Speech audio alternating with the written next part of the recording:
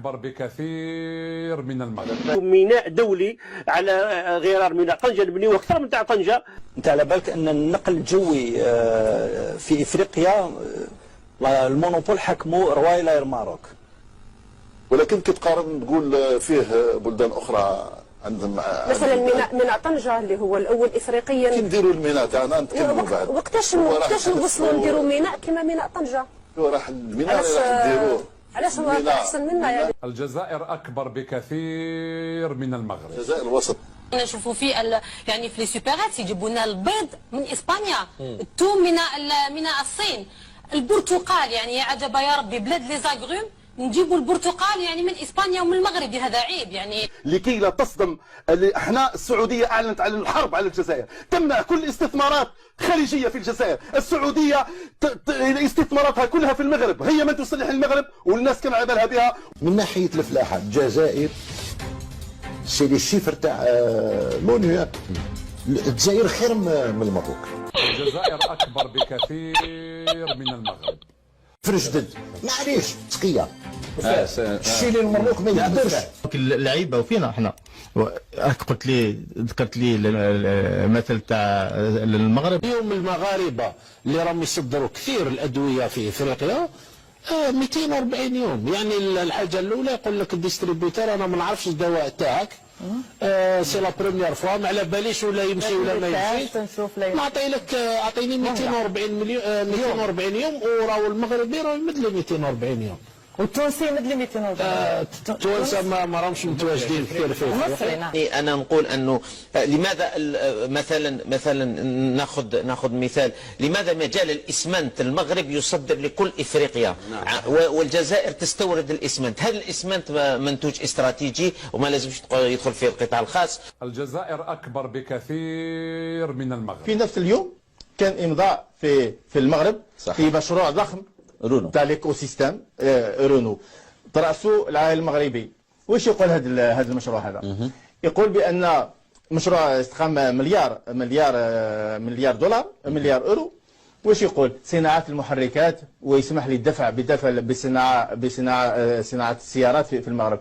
الاهداف نتاعو 2 مليار دولار تصدير سنويا، و10 ملايير دولار تصدير من لآفاق 2020، وتقريبا 50,000 160,000 عامل من ال5 سنوات. الجزائر أكبر بكثير من المغرب.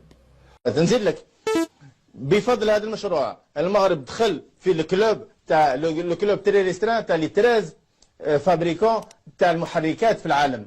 اللي عندنا ربما كنا نصدر 25 إلى 30 مليار دولار من المنتوجات والخدمات. شوفوا بلد كالمغرب الآن يصدر تقريبا 20 مليار دولار، بالطبع خارج المحروقات لأنهم ما يصدروش المحروقات. الجزائر أكبر بكثير من المغرب. بماذا؟ الامور المنتجه للثروه المنتجه للمعلومات، اما ان تبني مسجد بالمبالغ التي خصصت له اكثر من مليار دولار، نعم يعني شيء مبالغ فيه. الاستاذ ابو ابراهيم. والله العظيم لي ميزون دو ديو سون توجور لي بيانفوني بالنسبه ليا.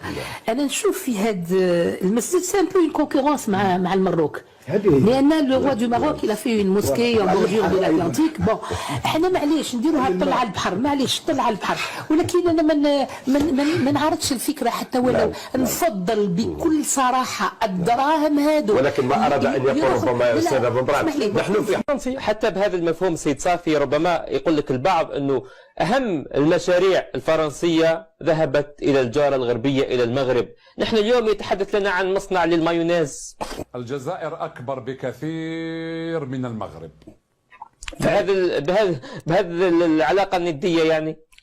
الدول اللي موجود إذا كان يريد أن يقارن الجزائر بدول منهارة مثل فنزويلا ودول أخرى فهذه المقارنة صحيحة. أما إذا كان يريد أن يقارن الجزائر بدول خرجت من وأصبحت دول نامية وليس لها بترول، ليس لها بترول إطلاقا، ليس لها بترول إطلاقا. عندما يتكلم عن اقتصاد، الشروط الموضوعية البسيطة في الجزائر لوجود اقتصاد منتج غير موجودة. بالشقيقة المغرب التي ليس لها بترول ولم يكن لها بحبوحة. علاش دولة أنا راهي مخلفة؟ ما فهمتش يا اخويا فهمونا. اذا ولادكم كاع قاريين علاش الدوله تاعنا متخلفه ولي مال جيري ولي مال غوفرني ومازالوا نجيبوا المايونيز ونجيبوا في الحسيله ونجيبوا كسكسوح نجيبوهم من المروك. الجزائر أكبر بكثير من المغرب. والخبز جبناه من الامارات. تراجع لأن نزول أسعار البترول دفعته إلى أنه لن يستطيع أن يدفع أموال طائلة ويسترجع منها يعني مبلغ ضئيل. لهذا سمع في العالم وعند جيراننا المغرب أنهم ذهبوا نحو الطاقة، تكلم عن الطاقة الشمسية ولأنه لن يستطيع، لأننا اليوم في الجزائر هو لا يستطيع تسيير. الحكومة الحالية لا تستطيع توفير البطاطا. الجزائر أكبر بكثير من المغرب. والحليب طول السنة. هناك يعني ما هو مستقبل المغرب الكبير الآن في نظرك هشام؟ المغرب الكبير في نظري يبنى من خلال الشعوب والحجرة العائقة اللي راهي تعيق بنفسها هي الجزائر. الجزائر عندها عقدة من المملكة المغربية. الجزائر أكبر بكثير من المغرب. تشوف على الماروكان خير منا. صح. أنا بور مو أوني لي ميور. صح. يعني الناس اللي راحوا للدولة عالمي هم جزائريين. L'Andalous, c'est les 3 pays. Ce n'est pas seulement le Maroc. Mais bon, Roma, ils ont su médiatiser. Ils ont su. شوف يعني كبار برامج الطبخ العالميه كيحبوا يديروا على الطبخ في افريقيا يعني مباشره يتوجهوا. بس المروك اللي باينه المروك المأكولات تاعها تجلب السياحه يعني السياحه تاعها عندها دور سياحي كبير. يعطيك الصحه. حنا يجوا لنا دي زيترونجي ما سيبوش نحن نديوهم باش ياكلوا افغي كوسكوس. الجزائر أكبر بكثير من المغرب. Oui, non. Ça fait mal un petit peu, ça fait mal au cœur. المغرب ينتج 10 ملايين طن وحنا نستوردوا 7 ملايين ونص طن. هذه وين انا رايحين؟ الجزائر أكبر بكثير من المغرب. كل شيء واضح. تحس انه ما كانش استراتيجيه بالرغم من انه عددنا هو الاكبر هناك في فرنسا. ازيد من 5 مليون جزائري. ولكن ما عندناش استراتيجيه. ما عندناش هناك اللوبي المغربي يسيطر على الوضع. صح. حتى المساجد يقومون بشراء المساجد. حوالي 40% بشراء كانت ملك للجزائريين من قبل. الآن المصليات المساجد يقومون بشرائها بأوامر وبإمكانيات من الملك ومن المملكة المغربية. هذا أكيد يعني. المغرب عنده 3 بنوك: القرض الشعبي المغربي، التجاري بنك، الوفا بنك، المغرب ليكيدي. يا هل ترى يعني احنا ماناش مادام فيه بنوك فرنسيه في الجزائر. الجزائر أكبر بكثير من المغرب. قول لهم النظام المغربي وراكم والزمن طويل وما كان لا الحدود تفتح لا والو. المخدرات اللي راكم تخدموا فيها وترهجوا بها في ولادكم وفي ولاد الجزائريين. يا اللي حاسبين روحكم مسلمين، احنا هنا واقفات نساء ورجال. قول يا المغرب غير الجزائر ما تحدث عليها.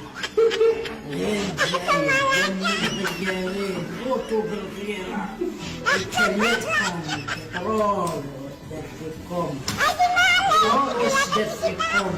اولا وقبل كل شيء مشكل هويه. سي بروبليم ايدونتيتير. عاد نقول لكم حاجه بالك جو شوكي لي زالجيريان يتشوكاو. عبالك باللي كي سوم لو سول بي او موند كي نا با ريغلي سون بروبليم ايدونتيتير. خلوكم من تغوال، خلوكم من الرومبو هذه، خلوكم نحن اقوى دوله في المنطقه. بماذا؟